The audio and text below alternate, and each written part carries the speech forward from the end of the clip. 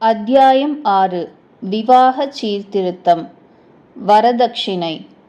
சமூக சீர்திருத்தம் என்ற நவீன இயக்கத்தில் கொஞ்சம் ஈடுபட்டிருந்தும் ஸ்ரீ மகா சுவாமிகளிடம் விசேஷ பக்தியுடைய பிரபு ஒருவர் ஒரு நாள் வந்து வந்தனம் செய்து பேசிக்கொண்டிருக்கிற மத்தியில் தெரிவித்து கொண்டார் பின்வருமாறு. பிராமணர்கள் சாப்பாட்டிற்கு கூட திண்டாடி கொண்டிருக்கிற இக்காலத்தில் கல்யாணங்களில் கண்டபடி பணத்தை செலவழிக்கிறார்கள். இப்படி செலவழித்து அநேக பெரிய குடும்பங்கள் க்ஷீணித்து விட்டன.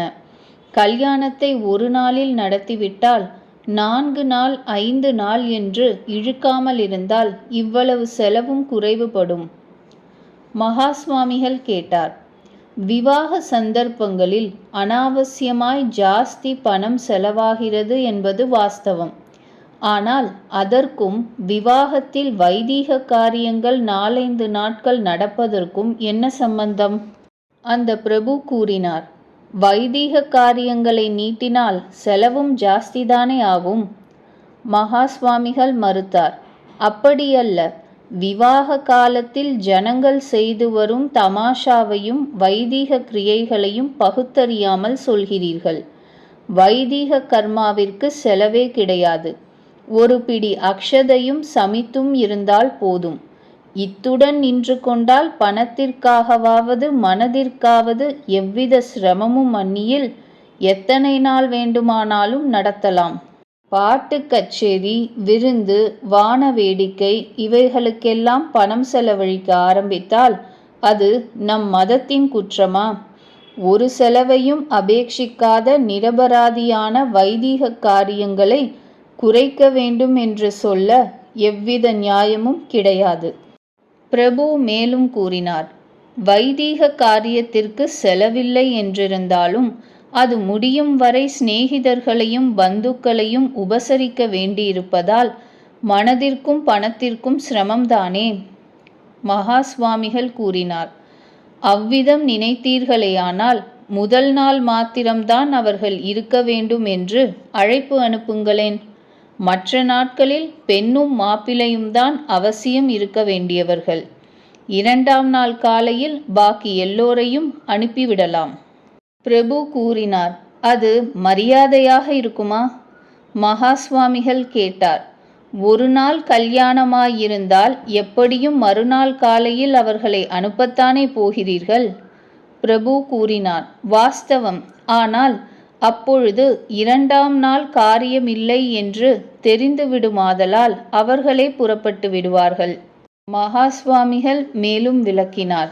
இப்பொழுதும் 2ஆம் நாள் காலை முதல் அவர்கள் இருக்க வேண்டும் என்று நீங்கள் நினைக்கவில்லை என்று அவர்களுக்கு தெரிந்துவிட்டால் தானே புறப்பட்டு விடுவார்கள்.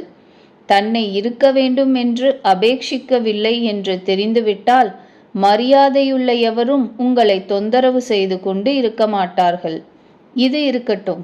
கல்யாணத்தில் பந்துக்கள் முதலானவர்களுக்கு அன்னம் போடுவது என்பது தாங்கள் இவ்வளவு பயப்படும்படி ஒரு பெரிய செலவு காரியமா?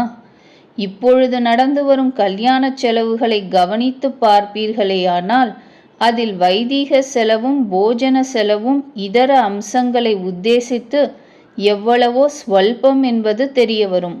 அப்படி இருக்க இன்னமும் இந்த செலவுகளை மாத்திரம் குறைக்க எண்ணுவது என்ன நியாயம் என்று தெரியவில்லை. இவைகளை விட மிக அதிக பணச்செலவை அபேட்சிக்கின்றவைகளும் கொஞ்சம் கூட அவசியம் இல்லாதவைகளும் விட்டுவிடக் கூடியவைகளுமான அநேக அம்சங்கள் இருக்கின்றன. உங்கள் பந்துக்களுக்கு எல்லாம் விலையுயர்ந்த ஆடைகள் வாங்க வேண்டும் என்று நம் மதம் சொல்லவில்லை. கண்டவர்களையெல்லாம் அழைத்து பணச்செலவு செய்து விருந்தளிக்கவும் சொல்லவில்லை. பாட்டு கச்சேரி வைத்து பணத்தை செலவழிக்க வேண்டும் என்றும் நம் மதம் சொல்லவில்லை. மாப்பிள்ளைகளுக்கு கண்டவாறு வரதட்சிணை கொடுக்க வேண்டும் என்றும் நம் மதம் சொல்லவில்லை. இக்கடைசி விஷயம் தமிழ்நாட்டில் மட்டும் காணப்படும் ஒரு துக்ககரமான விஷயம்தான். அந்த பிரபு கூறினார்.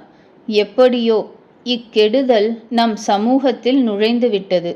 தங்கள் செல்வாக்கை உபயோகித்தாவது இதை தொலைக்க வேண்டும் என்று கேட்டுக்கொள்கிறேன். மகா சுவாமிகள் கூறினார். அப்படியே என்னால் கூடிய மட்டும் செய்து வருகிறேன். ஆனால் என் செல்வாக்கு எவ்வளவு? இக்கெடுதலை உண்டு பண்ணி இதை நிலைநிறுத்தி வருகிற அவனுடைய பிரபாவம் எவ்வளவு? அந்த பிரபு கேட்டார். அவன் என்றால் யார்? மகா சுவாமிகள் பதில் அருளினார். வேறு யார்? ஆசா பிசாசுதான். அவனையே காமம் என்றும் லோபம் என்றும் சொல்வார்கள்.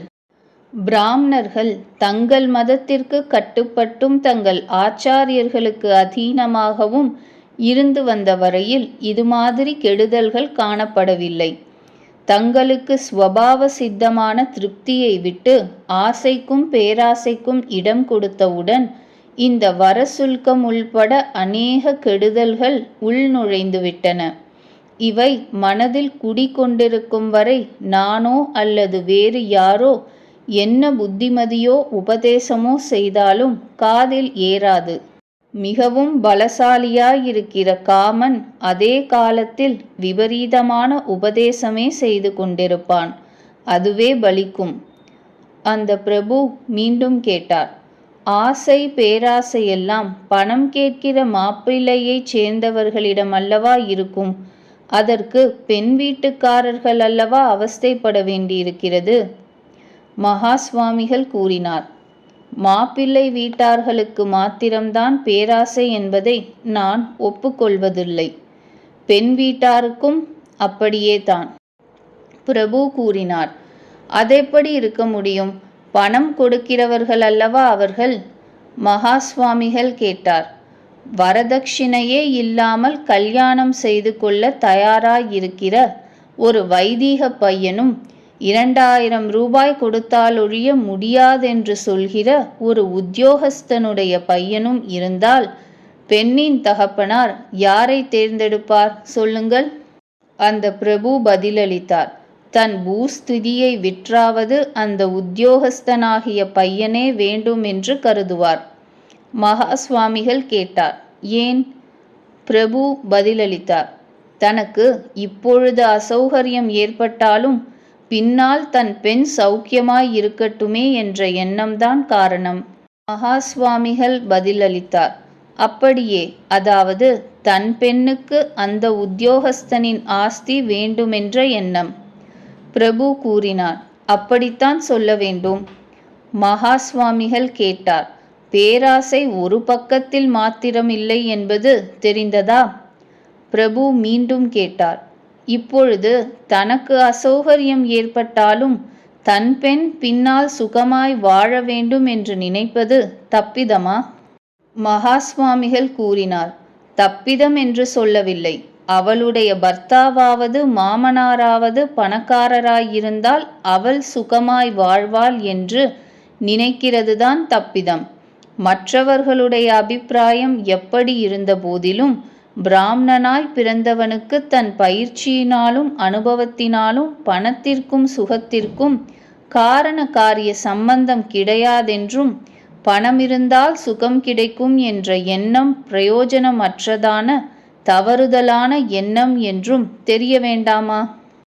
தன் பெண் ஜனிக்கும் பொழுதே அவளுக்கு இந்த ஜென்மத்தில் அனுபவிக்க வேண்டிய சுகம் இவ்வளவு, துக்கம் இவ்வளவு என்று முன்னமேயே தீர்மானித்து ஏற்பாடு செய்யப்பட்டு இருக்கிறதென்றும் அந்த அளவில் கொஞ்சம் சேர்க்கவாவது குறைக்கவாவது தனக்கும் வேறு ஒருவருக்கும் சக்தி கிடையாதென்றும் தெரிய வேண்டாமா?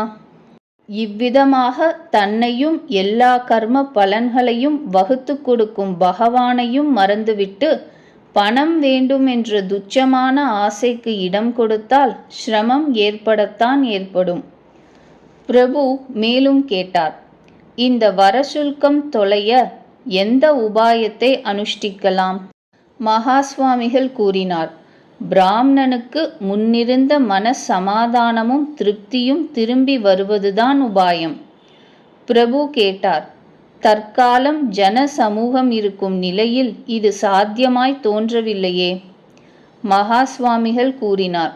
கேட்டால் கொடுக்க சக்தியற்றும் கொடுக்க நினைத்தாலும் கொடுக்க முடியாமலும் இருக்கக்கூடிய தாரித்ரய தசை பிராமணனுக்கு வந்தால் வரதட்சிணை தானே நின்றுவிடும். பிரபு கேட்டார். இந்நிலை வேண்டுமானால் வந்துவிடும், அதுவும் வெகு சீக்கிரம் வந்துவிடும் என்று கூட தோன்றுகிறது. மகா சுவாமிகள் கூறினார், இன்னும் அந்த ஸ்திதி வரவில்லை. அதற்குள் பிராமணர்கள் விழித்து கொள்ள மாட்டார்களாவென்று எதிர்பார்த்து கொண்டிருக்கிறேன். பிரபு மேலும் கேட்டார், பெண்களை அதிபால்யத்தில் எப்படியும் ருதுவாவதற்கு முன் விவாகம் செய்து கொடுக்க வேண்டும் என்ற நிர்பந்தத்தினாலேயே இந்த வரசுல்க தொந்தரவு ஏற்பட்டிருப்பதாக எங்களில் சிலருக்கு தோன்றுகிறது. மகா சுவாமிகள் கேட்டார், அது எப்படி? ஹிந்து சமூகம் ஏற்பட்ட நாள் முதற்கொண்டு பால்ய விவாகம் இருக்கிறது. வரதட்சிணை வழக்கம் இப்பொழுதுதான் ஆரம்பித்திருக்கிறது. தெலுங்கு தேசத்திலாவது கர்நாடக தேசத்திலாவது பொதுவாய் வடதேசத்திலாவது இந்த வரதட்சிணை சிரமம் இல்லை. தமிழ் தேசத்தை விட இன்னும் அதிபால்யத்தில் அங்கு விவாகம் நடக்கிறது. இருந்தாலும் இந்த வரதட்சிணை சிரமம் அங்கே இல்லை. அப்படி இருக்க இதற்கும் பால்ய விவாகத்திற்கும் என்ன சம்பந்தம்? ஒரு சம்பந்தமும் சொல்வதற்கில்லை. வயதான பிறகு விவாகம் செய்ய வேண்டும் என்ற கொள்கையுள்ள சிலர் மாத்திரம் பால்ய விவாகத்திற்கு கொஞ்சமேனும் சம்பந்தமில்லாத அநேக அர்த்தங்களை அதனால் ஏற்பட்டவை போல வேண்டுமென்றே சொல்கிறார்கள். அப்படி சொல்வதில் சீர்திருத்தக்காரர்களுக்கு ஒரு உற்சாகம். ஆனால் வாஸ்தவத்தில் அப்படி சொல்ல எவ்வித ஆதாரமும் கிடையாது. வாஸ்தவத்தில் கவனித்து பார்த்தால் பெண்களுக்கு வயதான பிறகு கல்யாணம் செய்கிறதானால் வரதட்சிணை ஜாஸ்தியாகத்தான் ஆகுமென்று எனக்கு தோன்றுகிறது.